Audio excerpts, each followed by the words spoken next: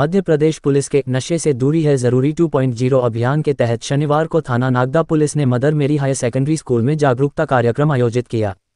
कार्यक्रम में कक्षा 6 से 12वीं तक के करीब 150 छात्र छात्राओं और शिक्षकों ने भाग लिया।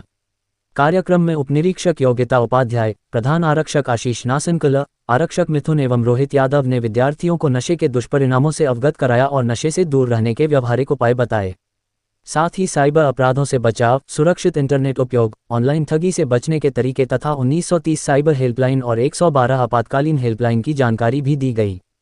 जागरूकता कार्यक्रम को प्रभावी बनाने के लिए विद्यार्थियों के 2 समूहों ने नशा मुक्ति विषय पर लघु नाटकों का मंचन किया।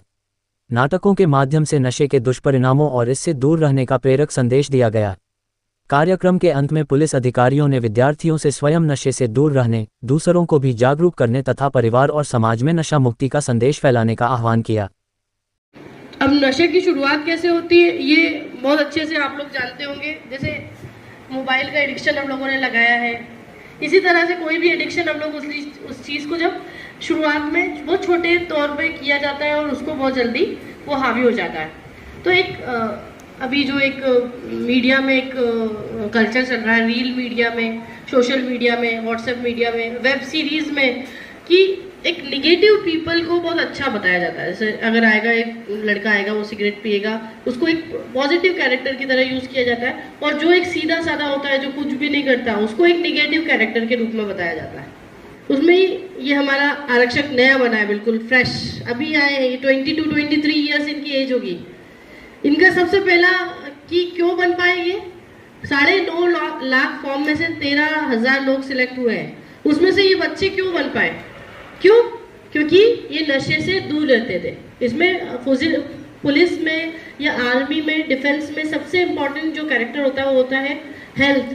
फिजिकली भी आपको और मेंटली दोनों तरह से आपको एक्टिव होना पड़ता है, तभी आपका सिलेक्शन होता है। हमने देखा है ना, कहीं पर भी बदबू आती रहती तो जाते क्या हम लोग वहाँ पर, किसी भी गली में, जैसे बहुत सारी जगह में गलियों में बहुत सारे लोग शौच कर देते हैं, वहाँ उस जगह गली में जाते हैं, कोई पसंद करता है क्या ऐसी जगह में जाना? दिख रहा है, इट इज़ विजिबल कि वहाँ गंदा है, गंदगी है। तो जो व्यक्ति नशे का आदी है, सिगरेट पी रहा है, शराब पीता है, तो उन लोगों की संगति से दूर रहना है। सबसे पहली पॉइंट समझ में आया क्या? अपने को गलत संगत में नहीं जाना है। किसके फायदे के लिए जाना नहीं है?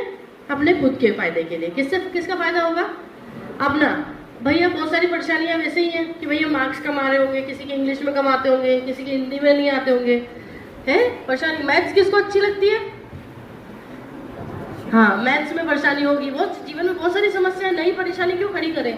तो पहला चीज क्या है?